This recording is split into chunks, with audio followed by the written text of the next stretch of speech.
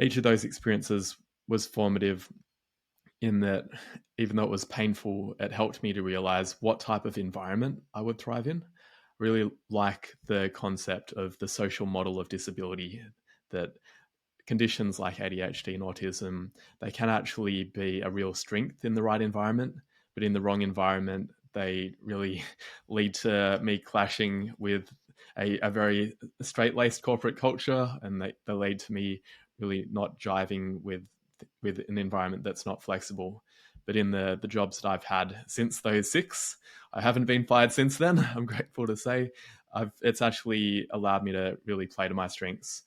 So partly it's about me learning in terms of time management and social skills, some of those things that I struggled with in the earlier roles. But it's also realizing that I don't necessarily have to put myself in environments that are going to be challenging for me, that there are workplaces that are actually perfect for a brain like mine.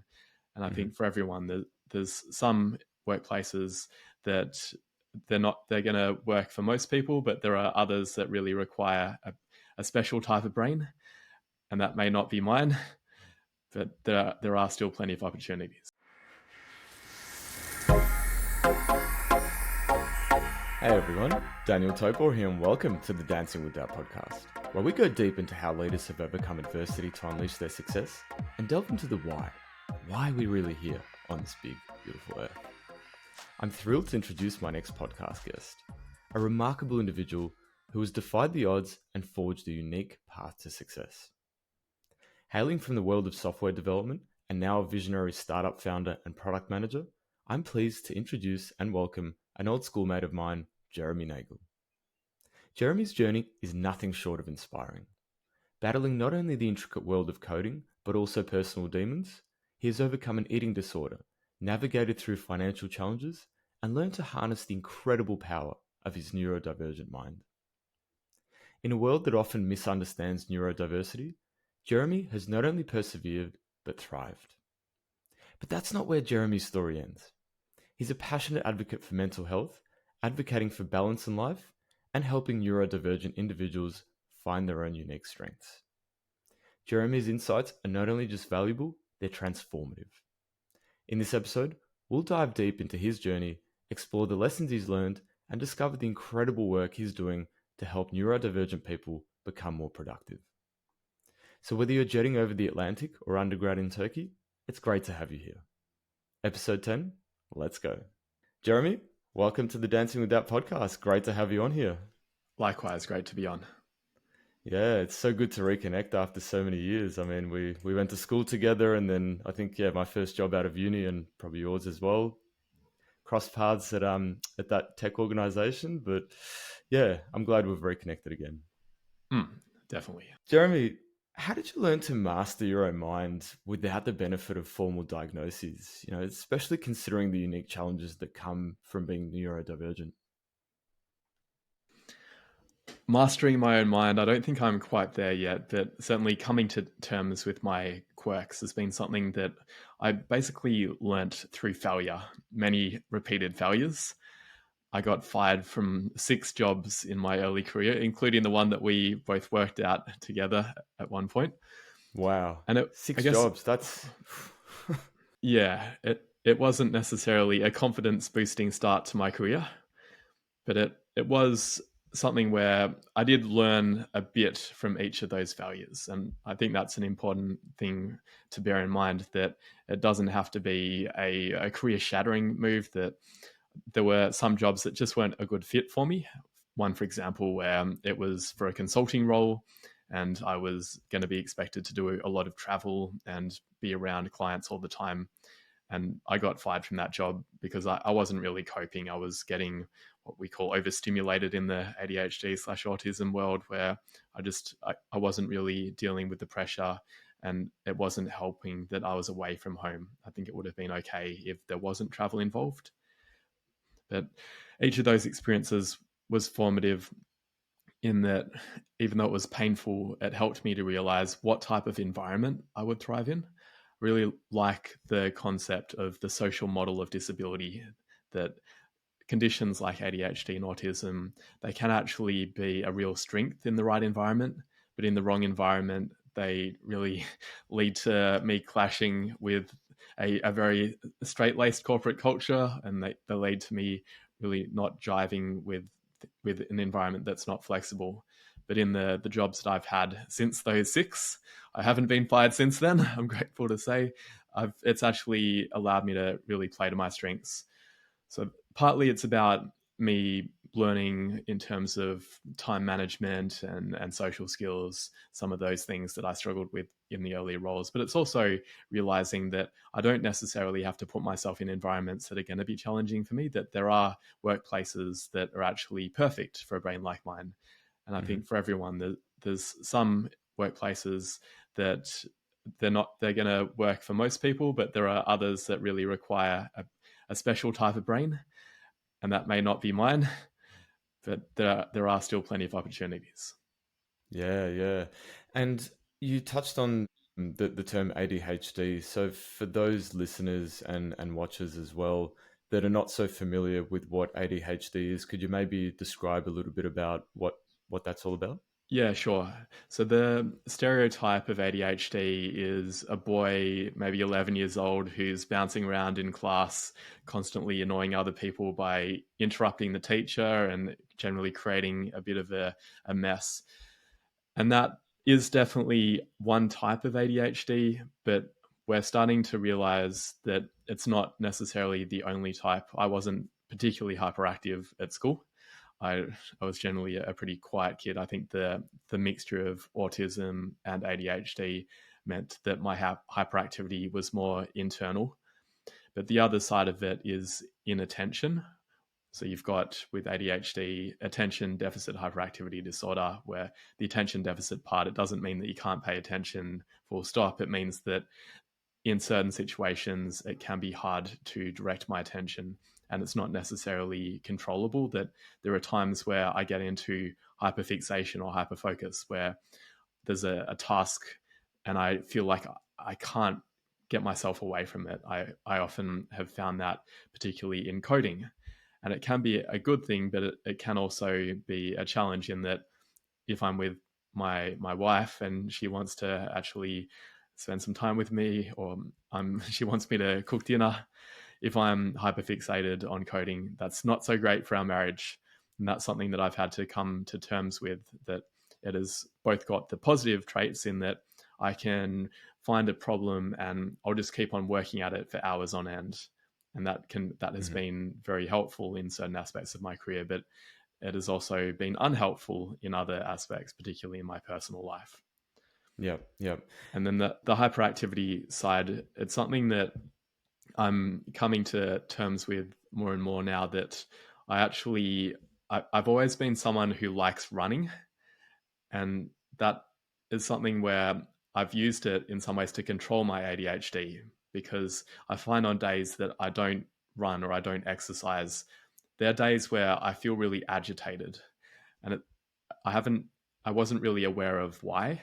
It was just something that I had been self-medicated with for a long time, doing say 45 minutes to say 2 hours of running or cycling each day. And that really seems to help calm my brain down. And on days where I don't do that, yeah, there are days where I can be irritable and I find it harder to focus. So it's interesting for me realizing that maybe there's an element of movement that is really important, and that maybe there's some kind of evolutionary basis to it. There's some research suggesting that in terms of neurodiversity, where there's different ways that the brain works, that actually made sense if you think back to our cave dwelling days, that you would have wanted some people who were pretty content to stay in the cave and talk to other cave dwellers and do some planning. And then you've got people who just can't sit still and they want to go out and explore. And that's one way of visualizing what ADHD is like, the different types of brains. It's not that one brain is superior to another. It's that as a society, we need all these different types of thinking so that we can have the adventurers, we can have the people who are happy to do a lot of socializing, and we can have the people who like doing a lot of deep thinking on their own. Yeah, what a fantastic definition. Thank you for sharing that, Jeremy, because I think you're right. There are so many misconceptions in society around what neurodiversity is and ADHD. And I can't imagine it would have been very frustrating for you back in the day in terms of not being able to understand why perhaps your brain thought the way it did, or why certain things were much more difficult to do than others. Is that a fair assessment? Yeah, absolutely. Especially in high school, I found it very challenging because at that point I hadn't come to terms with my autism. I think the ADHD is one side I, that was mostly showing up in me often being late and losing things. But the autism was a lot more problematic for me internally, in that I found it quite difficult to deal with the social dynamics of high school, especially at that point. It seemed like there was a lot of large group socializing where there'd be, say, 10 people, 10 of us who would be hanging out at recess. And I found those kind of conversations very hard to keep up with. I found there's this idea of overstimulation where when there's too many simultaneous conversations and there's people in the background and there's a lot of noise, it's hard for me to deal with that dynamic. One-on-one is fine, up to 3 or 4 people is fine, but more than that, and I really struggle. And I had a lot of self-recrimination at that point of, why can't I do that? Why can't I be like the other guys? Why is it difficult for me to talk to girls?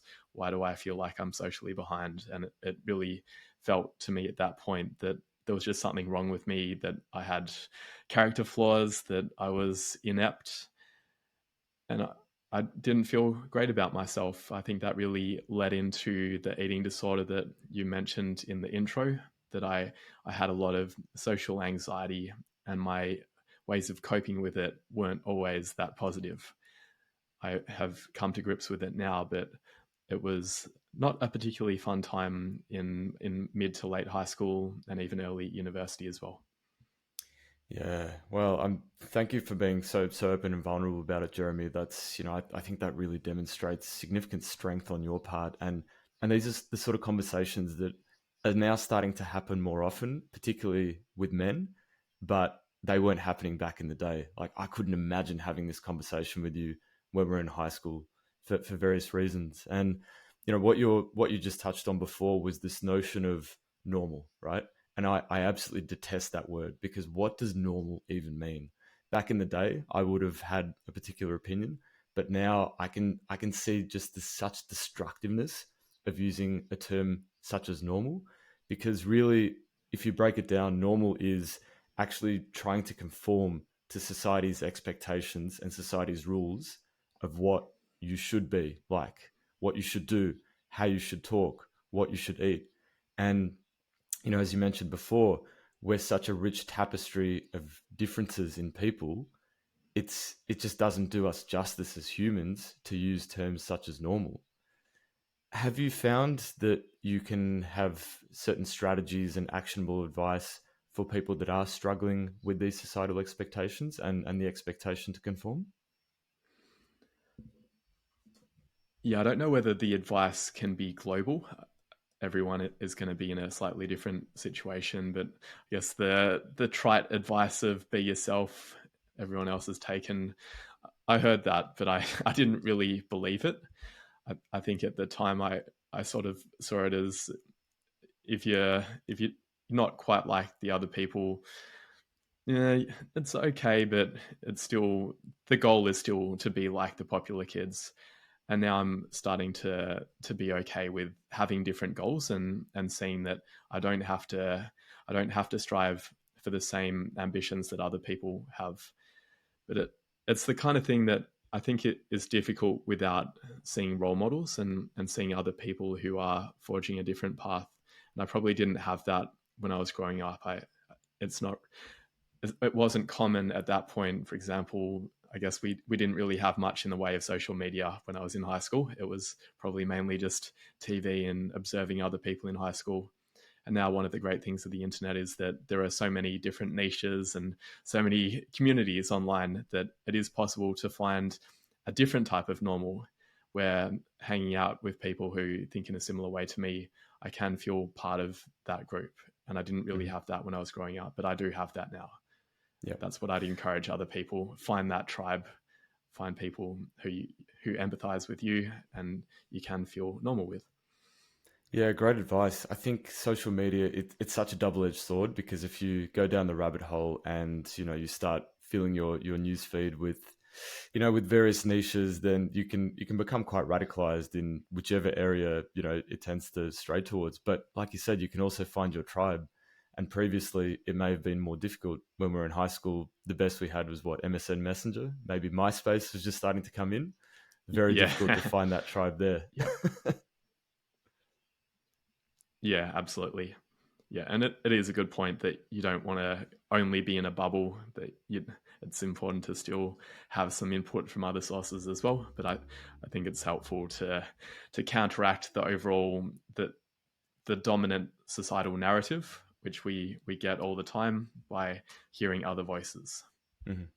And at what point in your journey, Jeremy, did you realize that, look, I actually need help here and I need to figure out what's holding me back from finding my true path? At what point did that happen for you, and how did you navigate between that and actually getting to where you are now, which is a very successful startup founder? When I was 21, I was doing a program called the School for Social Entrepreneurs, which was a basically self-development program for people who are wanting to start social enterprises, businesses that had a profit motive, but also a desire to make the world a better place. And as part of that program, we had these regular action meetings where you would get together with roughly 5 other entrepreneurs and talk about some of the challenges that you are facing in your personal life. And that was the moment where I actually started getting help for my eating disorder, because in those circles, which were completely confidential, I heard someone else also share about their eating disorder.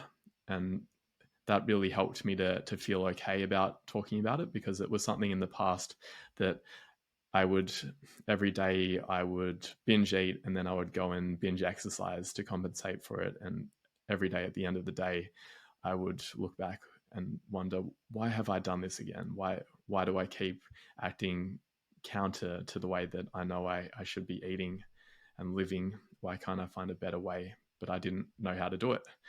And just being able to share those feelings in that group, that in itself was really beneficial. And then it turned out that one of the other people in that group was part of a self-help group for people with eating disorders.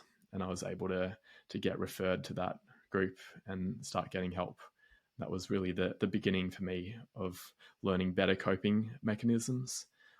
And my life has gotten a lot better since then. And in doing so, did you also uncover the sort of skills that you were most aligned to in terms of your particular attributes, your particular strengths, and how you could actually leverage things like your ADHD in order to achieve success in the professional world? It wasn't straight at the same time. It was probably another 2 or 3 years of pain career wise. But the benefit that I had at that point was that I had better coping mechanisms. I was learning to deal with my emotions through meditation and journaling and talking things out with people that I trusted. And that really helped me to navigate the financial and career uncertainty that I was going through in my early 20s. And look at you now. So tell us more about Focus Bear and the sort of stuff that you've been up to on your journey more recently. Yeah, sure. So I guess the intervening period in terms of between my getting fired consistently and actually holding down a proper job, and then more recently having a successful business, I had graduated uni. I did environmental science at uni, which I enjoyed. Couldn't find a job in that area immediately after I graduated, because it was basically the end of the GFC, and also a time where there wasn't much interest in sustainability due to a change in government. But I had found work as a freelance software developer. And even though it wasn't the most successful freelancing career, it did give me a lot of exposure to a particular software program called Zoho, which at that time was very unpopular and now is quite popular, one of the leading CRM systems. So because I had joined it when it was pretty new, I was able to become almost an influencer in the Zoho world, even though it's a very small world. But that meant that I was basically pumping out YouTube videos explaining how to do certain things within Zoho and writing a lot of blog posts. And I became known for that. And then when Zoho opened up this marketplace where independent developers could put in their own app, I was able to do a few apps there. And because I had an audience and people trusted me, I ended up being able to build up a number of businesses that were using my apps. And it wasn't like it was a massive $1 billion business, but it was large in the Zoho world. My app Smooth Messenger was the number 2 most installed app on the Zoho marketplace for SMS, and number Amazing. 3 overall. And that, yeah, and it was something that built up over time. It wasn't an overnight success. It was basically 8 years of building up exposure in the Zoho world, and then 2 years of launching the app and getting customers on it. And I had it was basically leveraging all the skills that I had built over the previous 5 years in terms of learning how to code after uni and learning how to market.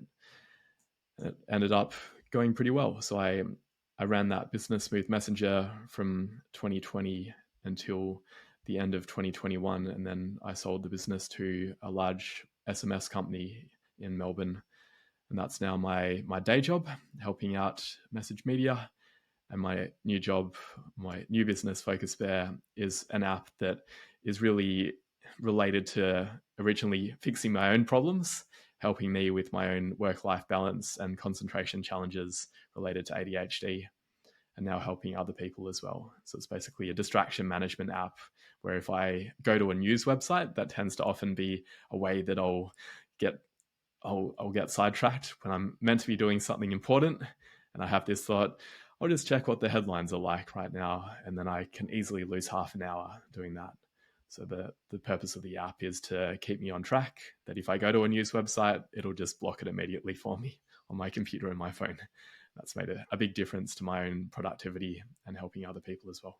Sounds like it's just about limiting supply, and then the demand might still be there, but at least if you limit the supply, then you can hopefully stay focused, right? Yeah, and then it buys me time to basically work on the emotional triggers, because often when I've got this urge to go and check the news or check social media, it's because there's some kind of underlying anxiety there that I don't want to deal with what I have in front of me. And by having the distraction blocking, you're right that it's not a total solution, because I've still got this internal drive to go and do something other than what I'm meant to be doing.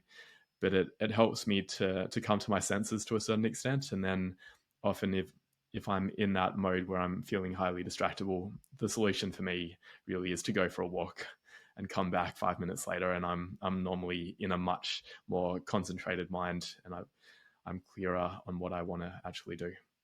Yeah, so it sounds like there's no one real magic silver bullet. It's about finding the strategies that work for you, finding out more about your triggers and sort of your areas of supply and demand, if I can put it in a business sense, and then actually working with them, suppressing Yep. sometimes what needs to be suppressed, but also promoting promoting your strengths and the things that need to be promoted. Yeah, great way to put it. And those tactics are going to be different for everyone. I think one of the things I'm learning is that there isn't really any global self-help advice. Everyone has to try things differently, experiment with a lot of approaches, and find that maybe going for a walk around the block doesn't help you, that potentially calling someone or doing some mindful coloring might be what is required in order to actually get back on track.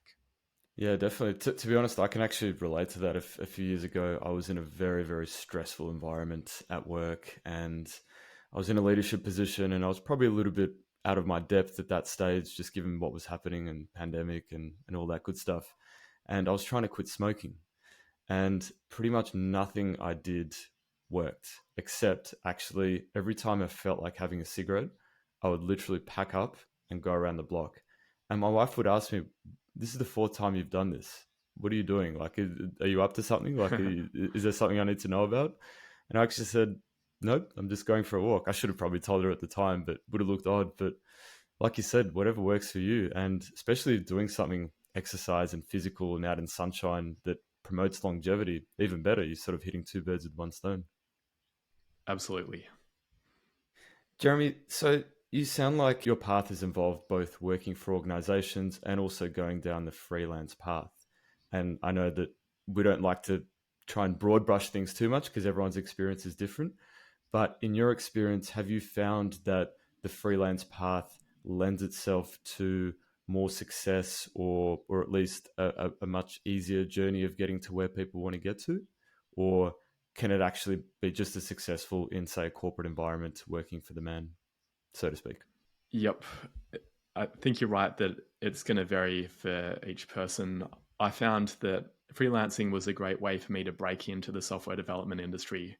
That when I graduated from uni, I didn't have any formal qualifications that would allow me to get a job as a software developer. I had taught myself to code when I was 15. I used to play this online game called RuneScape, and I had gotten very bored with having to click on rocks in order to mine coal and things like that. So I joined this cheating community where someone was able to decompile the game, and then we were writing Java code in order to make our characters walk around and click on chickens and attack them for us. So that was a really fun way for me to learn to code, but it wasn't really something that I could bring up in job interviews. I couldn't really show them my automated chicken killer app as an example. But what I, yeah, I think it is a great way to learn to code, finding things that leverage your interests, but you probably need to find a portfolio that is more interesting for, say, corporate clients. And that's basically been my journey. That I started as a freelancer and I built up my portfolio doing work for various small businesses. I found them via upwork.com. I find that's really good freelancer marketplace, both in terms of getting work as a freelancer, and also hiring people. I use it a lot now to hire people. So it was a great way for me to break into the industry.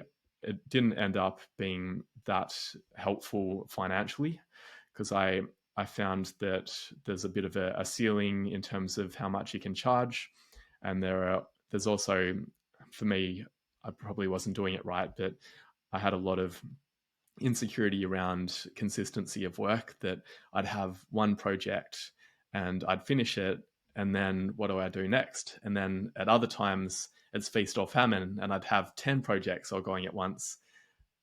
And what I realized is that I'm not very good at managing my own workload, that I ended up saying yes to too many projects, and I got myself into a bit of bother there where I just couldn't complete all of the tasks at once.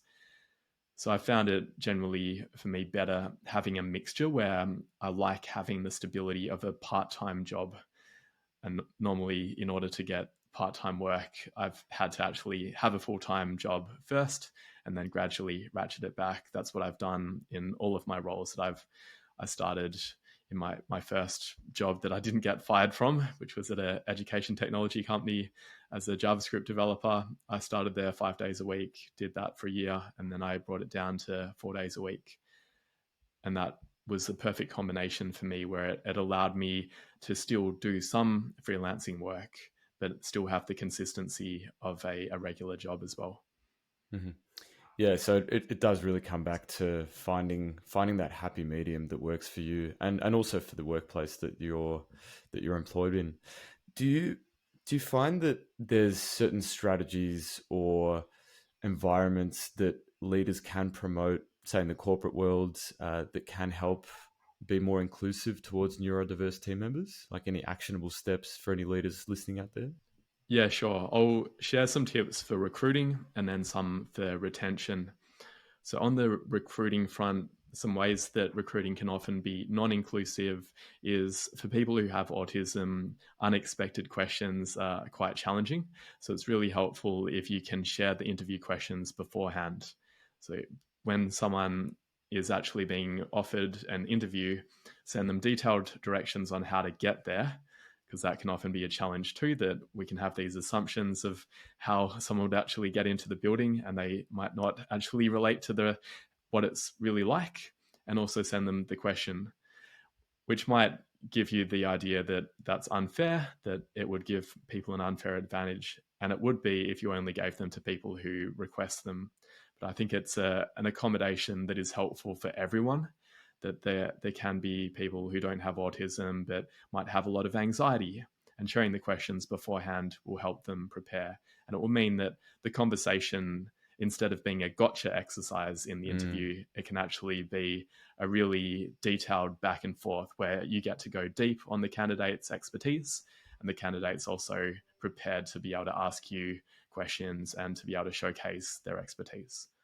So that's probably the number one tip I'd give for recruiting. Yeah, and I hope you Yeah. appreciate the fact that I actually did exactly that before this podcast interview. You knew what you were walking into. You knew the first question. I actually deliberately try and do Mm, that because, like you said, I don't want it to be a gotcha exercise. I don't want it to be an exercise in memory. I want to actually find out what mm. makes Jeremy Nagel tick, what's really, really burrowed in there in terms of key actionable advice in your journey. And sometimes we do get nervous. I was speaking to you before we started this chat. I still get nervous all the time. And to do that, I actually help prepare myself with outlining the questions and the format and the plan, because sometimes your brain just freezes, and other times that's just the way that your brain is wired. And it's okay. We're all different. So yeah, like you said, try and get everyone comfortable and at a sort of common denominator of comfort. Yeah, absolutely. The other advice for recruiting would be to de emphasize interviews, even though you probably still have to do them to a certain extent. But there's often a challenge for people who are neurodivergent in articulating their expertise. They might be actually amazing programmers, but if you ask them to do a whiteboard exercise where they have to explain how, say, a linked list works, they might not do great at that. But if that's not actually what you're hiring someone to do, I mean, if you're hiring someone to be a coding instructor and that's what they're doing all day, explaining things on a whiteboard, then sure, do that.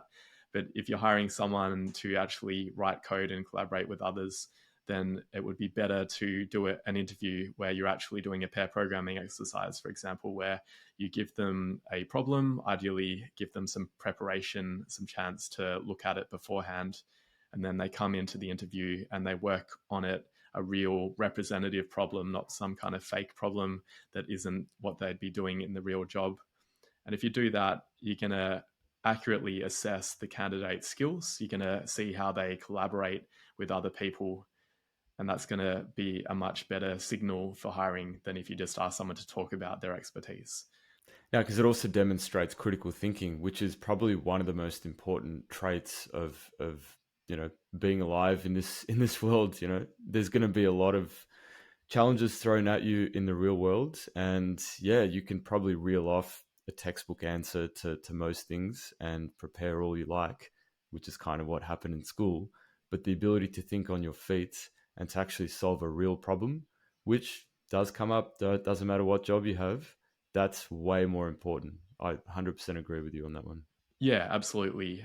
And I could share a non programming example as well. My wife was going for a data analyst role, and they gave her a problem beforehand where she had to come up with a business case for, I think it was in relation to doing a big battery project. This was for a renewable energy company. And so she had 3 hours beforehand to do some preparation work and to give an answer, basically submitting a Microsoft Word business case, which was very representative of the type of work that she would actually be doing. And I think many roles, there'd be some way of allowing people to do some kind of take home assignment beforehand that would allow them to showcase their skills and then verify it in an interview, making sure that they were the ones that actually wrote the business case and they didn't hire someone to do it for them. Mm-hmm. Do you find that also building up a portfolio of work prior can also assist in that sort of situation? And look, maybe this is more biased towards, say, a creative role where you would need a portfolio anyway. But before you mentioned with your coding example, something to do with chickens and the app that you're working on there, and the fact that maybe you felt that it wouldn't help you. But do you reckon in this day and age that could actually be a differentiator for people when they come into an interview and say, okay, I'm a little bit nervous, there might be a few gotcha questions that I won't be able to answer, but here's something I prepared earlier. Here you can see another way in which I've enriched my expertise and can add value. Yeah, absolutely. There can be some downsides to that, in that some people may find it hard to actually do portfolios if they were working for a defense organization or somewhere where there's high confidentiality, and they aren't able to show the work that they did at another company. And if they have a family and they don't have any time at home to be able to do side projects, that can be a little bit difficult. But I like the idea of that either someone brings something pre-existing, or if they don't have that already, then they can come along and they can still do a take-home project, or do a project where maybe they come into the office and they have time on their own without having people watching them, and they can work on something for, say, an hour, and then after that have the interview.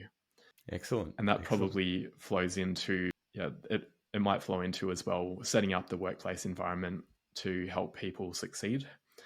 So some of the challenges that often exist in the workplace for me have been, in an open plan office, that's basically the death for me, that I cannot concentrate well when I've got background conversations going on, and often the lighting is really harsh. That sensory overload makes it really hard to do my best work. So one of the adaptations that has really helped since COVID is being able to work from home, where I can control my environment, and I've got it set up where I've got the right type of lighting, I've got not too much background noise, and I've got an environment where I feel safe. So if you can offer that to your staff, it's not necessarily only for neurodivergent people. It helps many people, that if they have caring responsibilities, being closer to home, that's really beneficial. But that would be Definitely. one of the main adaptations. Yeah, and it's a hot topic at the moment because we're most of us are coming back to work at least part of the week. You know, some organizations are being a little bit more, I guess, robust with that approach than others. And, you know, for a lot of us, and myself included, it does come with a little bit of anxiety. I don't consider myself on the autism spectrum, and I don't think I have ADHD, but even I sometimes get anxious because if I need to have an important phone call and I've got 10 people around me and people walking around behind me, I can't actually perform my best. So you're right, it can actually apply to everyone and it can assist everyone as well. Yeah, and there are probably things that can be done in an office environment in terms of making sure that there are officers available if you do have to have an important call, or if you do need to do some focused work, not having all that background chatter around you. Yeah, for sure, for sure. Jeremy, Yeah. something that I probably should have asked earlier on, but I'll ask it now. As a leader, I have sometimes struggled around the correct language to use and the correct approach to use for people that I feel might be on the autism spectrum, might have an element of neurodiversity or ADHD, particularly around the terms to use, how I approach those people. But yeah, mostly around the language piece. Is there any advice that you can give to leaders out there that do want to create that more inclusive environment and connect better with employees that they feel might need that extra bit of, I guess we'll call it tender loving care, but more just, yeah, just making sure that they're present and providing that inclusive environment? It's a tough one because you don't want to go and label someone. People may not feel safe to disclose, even if they were formally diagnosed. But I guess in terms of terminology, the labels, or the language to use, is that an individual is neurodivergent and Mm-hmm. society is neurodiverse. There can sometimes be a tendency to say that person is neurodiverse, and that's semantically inaccurate. I don't think it really matters that much, but the correct terminology is one person is neurodivergent and the group is Right. neurodiverse. In terms of how to help people, I think the key is setting up an environment where people can be clear about what they need, and also trying to do some of the universal design changes that are better for everyone, because there are a bunch of accommodations that can help people. And by accommodation, I mean a change or an adjustment in the workplace environment to help someone perform at their best.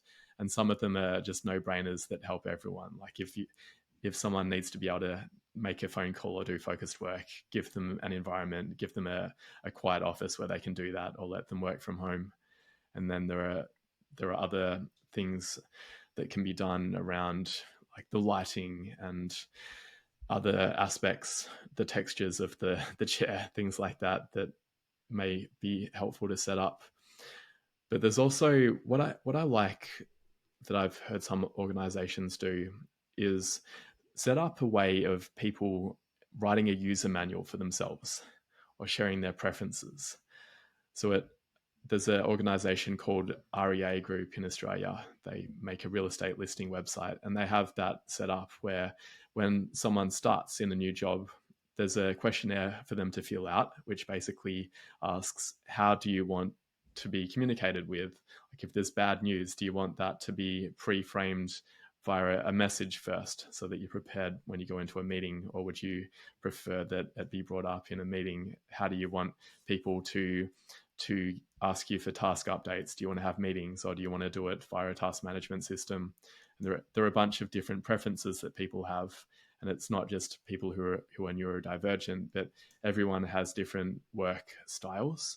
And if we are aware about how other people work, then we're going to be able to shape our communication and shape the way that we work together so that we're all going to be more productive. I think the problems start when we make assumptions about, oh, that person never responds to their Slack messages, they must not be working, when they might actually not be checking Slack because they find Slack really distracting and they actually are trying to get focused work done. And if we're clearer about how different people work, I think regardless of whether they're diagnosed or not, we're going to be able to support them better.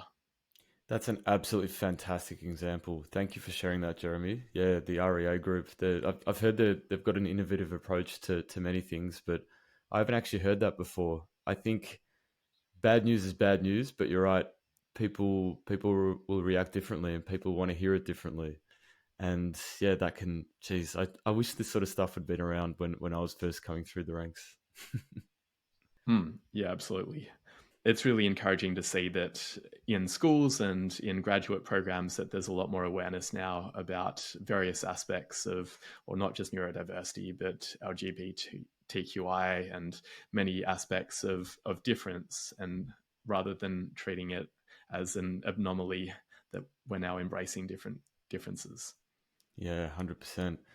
Jeremy, I can see that you're obviously incredibly passionate about this topic, and you've established yourself as quite an advocate.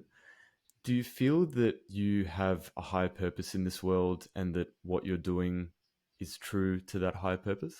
Yeah, it's definitely something that I've shaped my career around. Like I like the philosophy of effective altruism, which is the idea that through our work and through our charitable donations, we can make the world a better place, but also that it's not just about good intentions, that we actually have to be quite intentional and we have to measure our impact. So the examples around that are that sometimes there are programs which sound like they're a good idea. There's one classic example I love called Scared Straight, where there was this program in the US where they were trying to make young people less likely to go to jail. And they thought that if they took young people to jail and gave them introductions to prisoners, and the prisoners would talk about how terrible it was being in jail and how they really suggested that people don't commit crime so they wouldn't end up in jail too. And you'd think that that would potentially have a positive impact. Everyone thought that it would be beneficial. But when they actually ran a study on it and looked at the impact of it, people who went through that program were more likely to end up going to prison than people who hadn't gone through the program. Yeah, right. And so Seemed I like a do good idea at believe the in a time. higher purpose, but yeah, there's a lot of programs like that which seem like they should work, but they may actually either be ineffective or not as effective as other potential interventions. And so I believe I do have a higher purpose, but I don't rely purely on what it feels like in order to know whether I'm on my higher purpose. I really like the idea of studying my impact and figuring out, is this the most effective way for me to be spending my time? Is this area that I'm concentrating on, is it neglected because other people haven't noticed that it's a problem? Is it actually possible to solve? And if I do spend time on it, is it going to result in a large impact? Mm-hmm. And how do you measure that impact? So with Focus Bear, there's some psychosocial measures that we're looking at where we're looking at, are people getting more sleep if they spend less time on their tech? We ask them to fill out a micro survey each morning where they rate the number of hours of sleep, their mood in the morning. Are they feeling anxious or are they feeling calm? And how productive did they feel at the end of their day? We're doing a program with UNSW at the moment where that impact analysis is going to be deepened. But I think it's really important because it could be that the Focus Bear app may actually make people more anxious. And then we really need to change things up. Wow. I'm learning so much. I love this, Jeremy. Thank you. Can you tell me this? I'm going to throw a hypothetical out here. If you are a neurodivergent individual, I've got that term right now. Yeah, neurodivergent. Yep. If you're a I think you always got it right. If you're a neurodivergent individual and you feel that you have a high purpose and a connection to something, right? And let's say that your skill set is not that suited to that particular undertaking, but your skill set is really suited to something that you don't hold so true to your heart, but pays the bills and gets stuff done and basically allows you to live the life that you want to live. How does someone get around that idea? How does someone get to where they want to get to? What is there a right choice there? Yeah, it's a situation which I feel was my early career journey where I didn't have the skills that I needed in order to be able to have my pick and choose of jobs. And I didn't have the financial security to be able to take time off and just work on my own projects. To a certain extent, I think there may be an element of needing to just pay your dues career-wise and take a job where you're going to learn.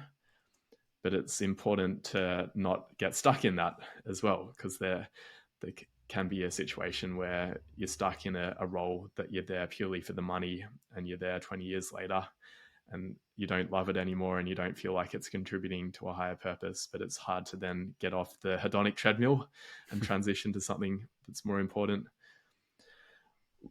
The other aspect too is that I think more than ever before, there are a lot of roles that actually do have a social conscience associated with them, that we're getting out of the Gordon Gekko greed is good mentality around corporate management, and we're starting to see companies as a way of not just making money but also improving the world in some way.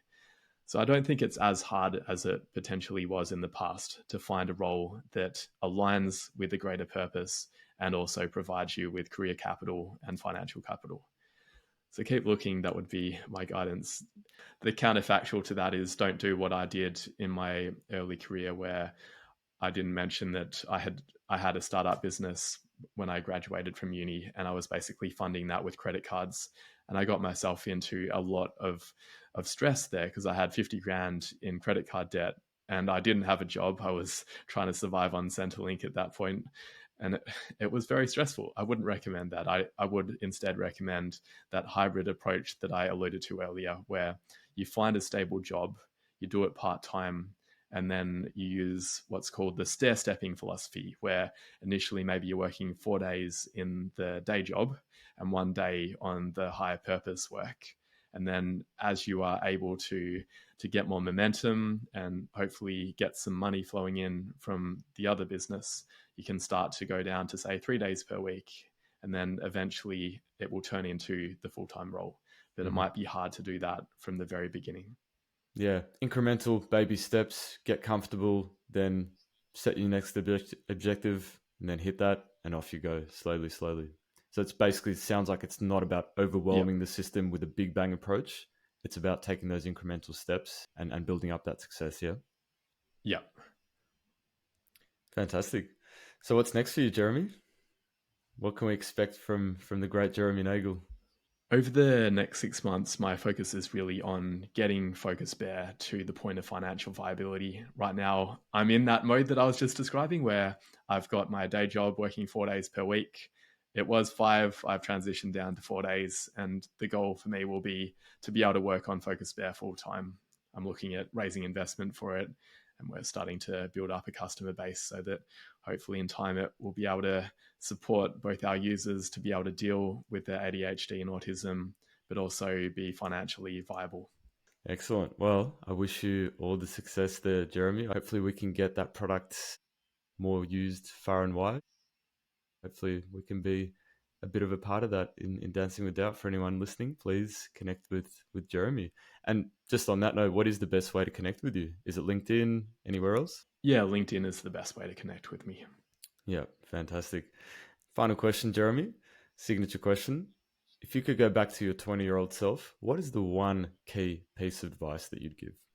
The one key piece of advice would really be around looking after my mental health before anything else. If I think back to where I was at when I was 20, as I mentioned, there was a lot of anxiety. There was a lot of self-recrimination. And if I could go back and teach myself the coping skills that I have now around journaling, meditating, sharing with other people, and having a greater degree of self-acceptance as well, I think I would have had an easier time in my 20s. Be kinder to yourself, yeah? I think that's good advice for anyone these days, especially in Yep. the social media world. Yep, absolutely. Don't need to compare and despair. Find a different way of comparison. Excellent, excellent. Well, Jeremy, thank you so much for coming on the show today. I think that's a wrap for episode 10. I really, really genuinely applaud your wisdom and your courage, and also the great actionable steps that you've shared with the audience today. You know, some of the things that I've taken out of this is, you know, that really self-acceptance piece and getting to know yourself and taking those incremental steps in order to get to success. You've made some really, really great actionable advice to promote inclusivity for leaders. And most importantly of all, I think you've shown a really, really fantastic and detailed light on what it's like to have a neurodivergent mind and an ADHD mind, and how we can better accommodate, you know, individuals that do have a massive contribution to make to this world, a very rich contribution that no doubt the world wouldn't be as amazing as it was without people like you. So thank you again for coming on the show. Really appreciate it. It was a pleasure. Thanks for having me. Great to connect again. Well, ladies and gentlemen, if you've enjoyed this episode, I would really, really appreciate your support. Share the love, spread the knowledge, give some feedback, like, comment, subscribe, all that good stuff. It does make a big difference and allows me to deliver even more great content and guests to you. You can find more episodes at dancingwithdoubt.com. And as usual, I'll have my monthly blog up and running soon, just reflecting on conversations with guests and giving some gratitude back. Thanks for lending me your ears wherever in the world you are. Till next time, may success be with you.